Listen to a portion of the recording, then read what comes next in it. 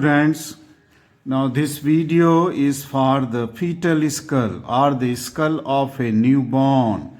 Now this, after reading the skull of the adult, we are just will see the features of the fetal skull and then we'll compare how it differs from that of the adult skull. Now this is the view which you are seeing from the top. So this is norma verticalis. This is the view of the fetal skull which you are seeing from the lateral aspect, norma lateralis, norma occipitalis, and this is the norma basalis externa. And this view which is showing you the facial skeleton is the frontal view. Okay, and this view you will the striking feature when you see this view, you will see that here the lower part of the face is very narrow or small, while that of the calvaria or the brain box, as you see from any aspect, seems to be very large. The reason for this is that the brain is developing very fast here as compared to that of the bones of the facial skeletons, bones of the jaw, okay, or even the base. See, the base is very narrow, okay. Let us come to see the description of the various views of the skull. This view, as we see from the front side, hence called as the norma frontalis, okay. So this is norma frontalis. If you see in this view, this is the site where it is the glabella and the superciliary arch are present in adult. But here is the absence of glabella and superciliary arch. Okay. Now the frontal bone is present in two halves. That means there is a right frontal bone and then there is a left frontal bone separated from each other with the help of this midline suture. This is called as the frontal suture. It is called as. And this frontal suture gets obliterated by the end of the age of the 6th year of a child. Okay. And the fusion starts from above and it goes below. Okay. Sometimes a small suture can be seen, okay, in the glabella, okay, or the lowermost part of this frontal suture may remain ununited, and then this is called as the metopic suture. Okay, this is called, as you may see in many adult skull. Okay, in many. Now the size of the mandible, if you see the size of the mandible, okay, lower jaw, and the size of the maxillae, that is the upper jaw, both the size are very less. Okay, mandible. Okay, now the just above the maxilla, okay, or the upper jaw, you can see that this is the maxillary bone, and deep to this maxillary bone in adult, what we get is the maxillary air sinus. But the maxillary air sinus or any other paranasal air sinus, they are very rudimentary, including the frontal air sinus in the fetal skull. That means the paranasal sinus have yet to develop in the fetal skull after the birth. And this is the reason that since the paranasal air sinus have not developed, and then this jaws have also not very developed because they contain the buds for the milk tooth or the buds for the permanent tooth, which is very rudimentary, very small.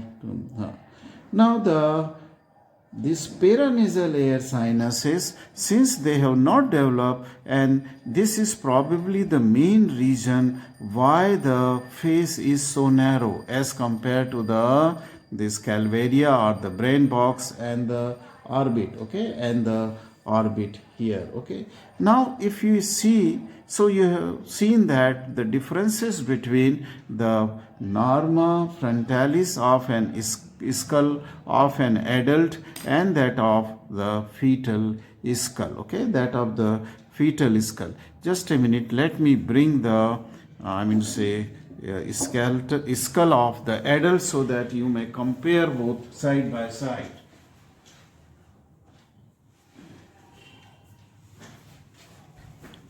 Yes, Now you can compare the facial skeleton, okay?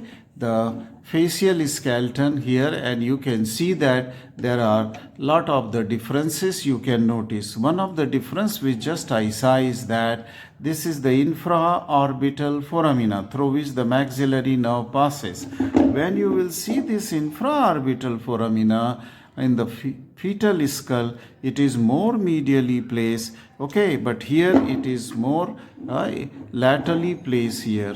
Let me show you. Okay, this is okay, more laterally. Here it is more medially placed, and then it is very close to the inferior border of the orbit. Okay, this is not the case in the adult skull. Okay, adult skull. You can see the nasal opening of the nostrils or nasal cavity large in the case of the adult, but it is narrow in the fetus. Okay, it is narrow. Alveolar process are well developed here for the upper jaw. Okay, you can see the sockets for the alveolar process. Here there are no alveolar sockets are seen, no alveolar. Deep to it, I can feel that there are some bumps seen, which indicate that there are the germs for the milk teeth are present in the upper jaw. So is the case for that of the lower jaw. Okay, so this both the jaws are yet to develop. Let us see the base of the fetal skull. Okay, we see here the base of the fetal skull.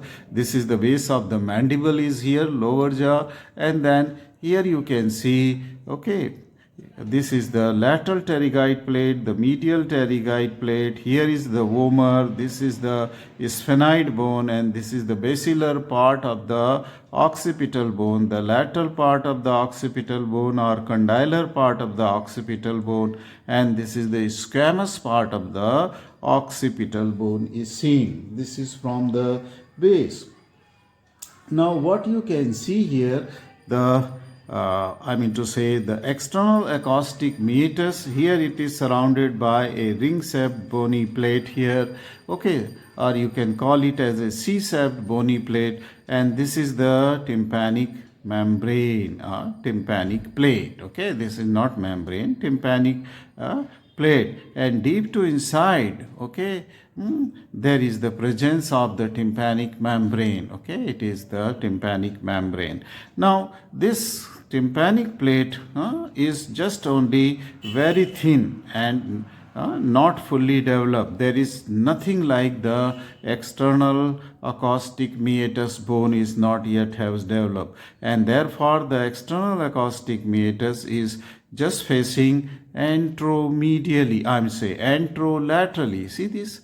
This will face anterolaterally and see as seen from the lateral aspect. Now the stylomastoid foramina, though here is not seen here, it is here. This is here where I am just putting.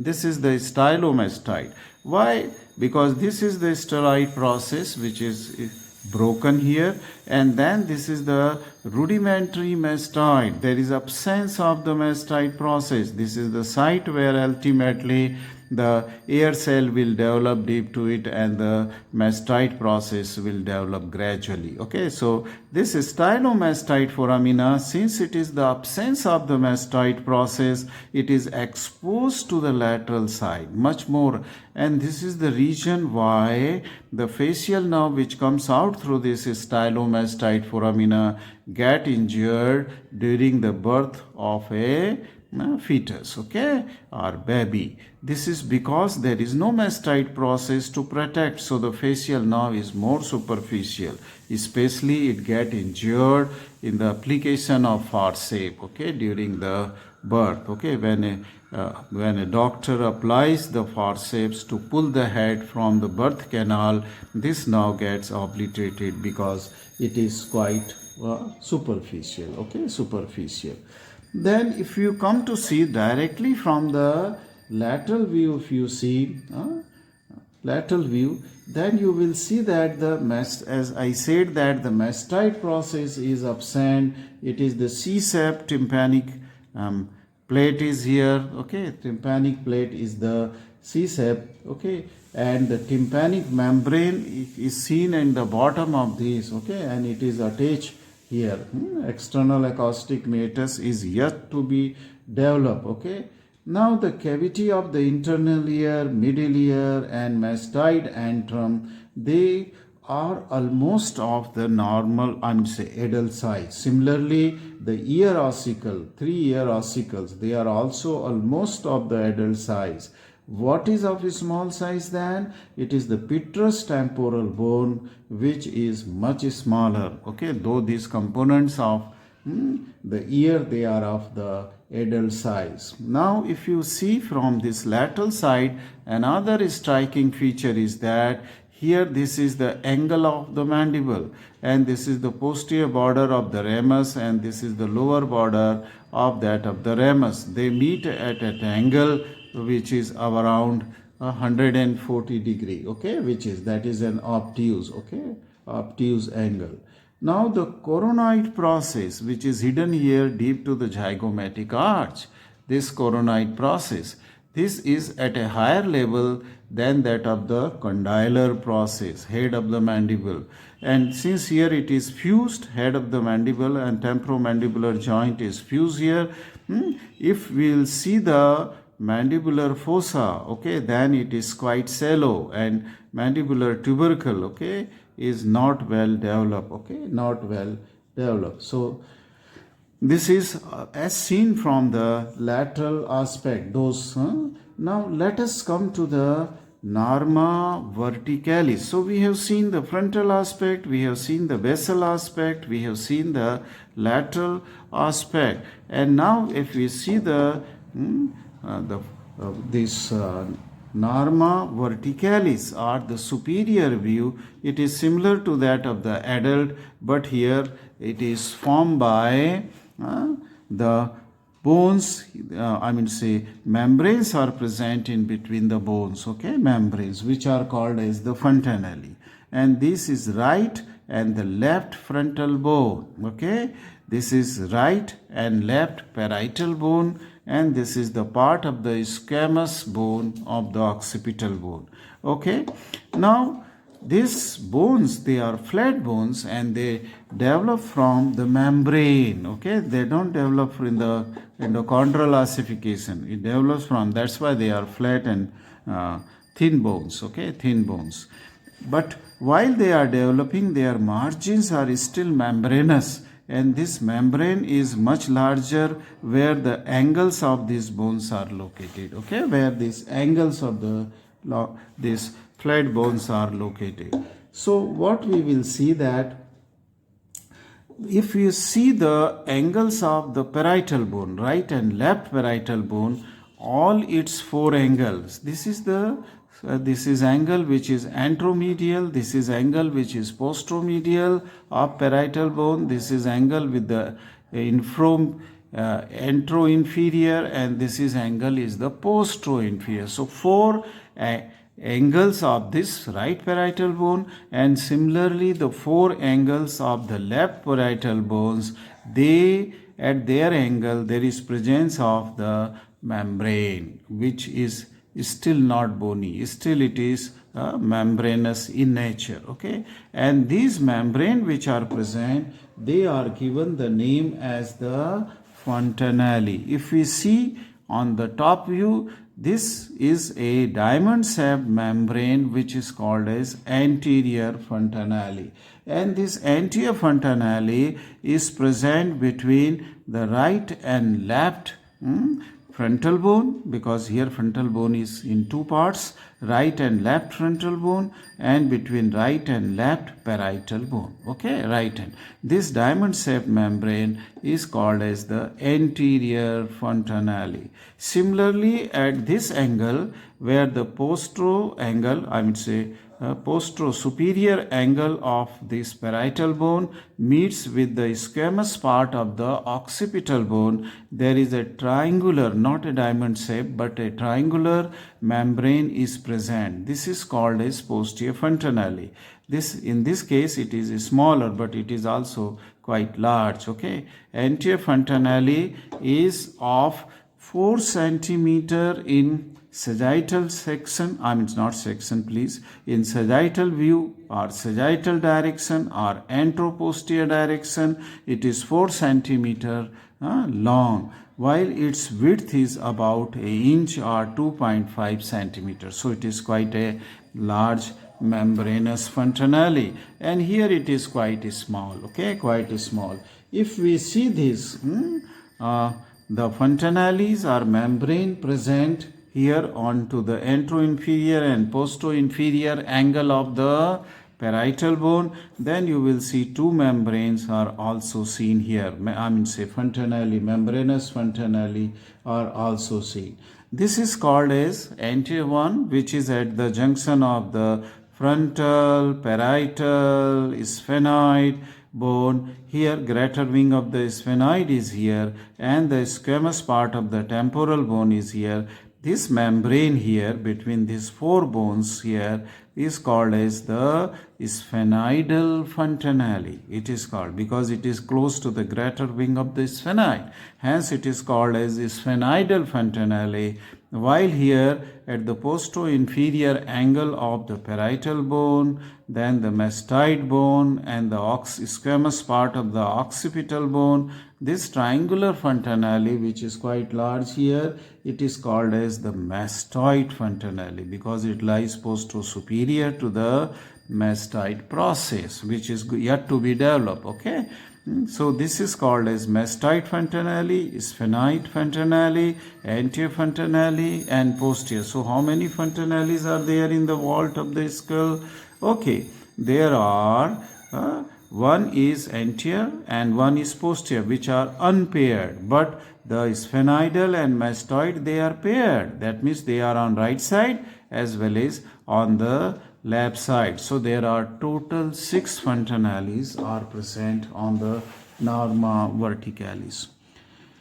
Now this fontanelle, anterior fontanelle, is membranous as I said, and it closes. That means the membrane gets ossified and then the margins of the bone forms the suture. They come close to each other and they form suture, and this gets closed at the age of 1.5 to 2 years.